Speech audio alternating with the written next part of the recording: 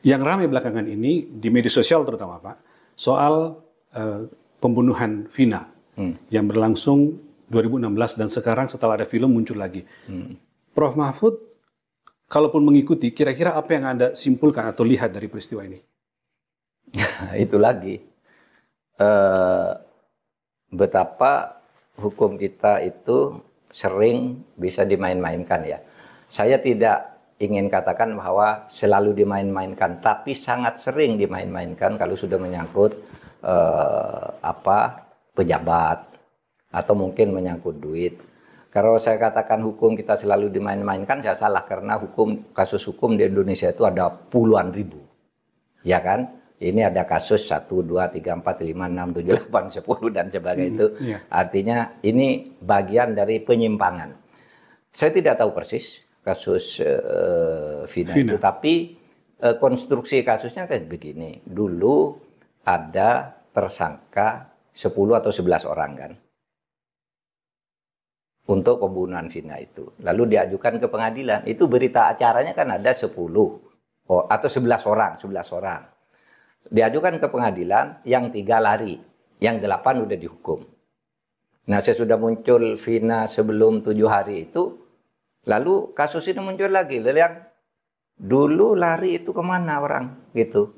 Itu kan resmi diumumkan buron, 3 orang, namanya ABCD. Nah, ini baru muncul kasus ini. Sehingga saya berpikir ini bukan sekedar unprofesional, tetapi menurut saya memang ada permainan. Ada aroma profesional itu orang mungkin kurang cakap, kurang hati-hati, itu tidak profesional.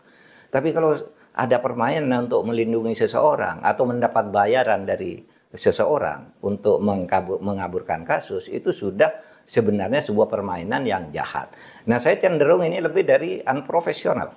Ya, ada permainan. Kenapa? Dulu dia hadirkan 8 karena katanya yang 3 sudah lari, 8 sudah dihukum penjara. Kalau tidak salah ada yang dihukum seumur hidup ya. Hukumannya panjang-panjang.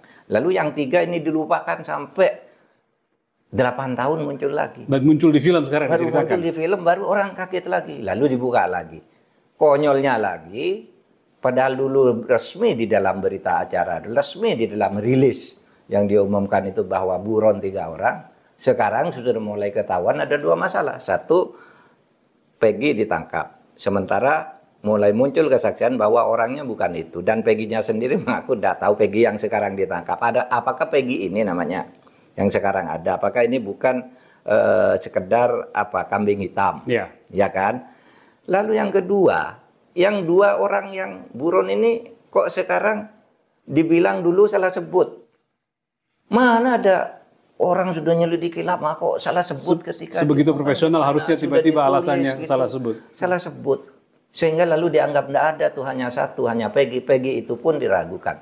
Nah, ini carut marut hukum. Saya kira kalau Pak Prabowo menyelesaikan masalah-masalah gini tidak akan merugikan posisi politik dia, posisi ekonomi pun tidak. Ini kriminal jahat di pengadilan-pengadilan yang sekarang banyak tidak menyebabkan ke pejabat-pejabat yang tinggi-tinggi amat, yang punya kepentingan politik, punya mainan politik, punya kepentingan bisnis. Ini tingkat polisinya nih tidak benar. Bukan soal bisnis, ini kejahatan.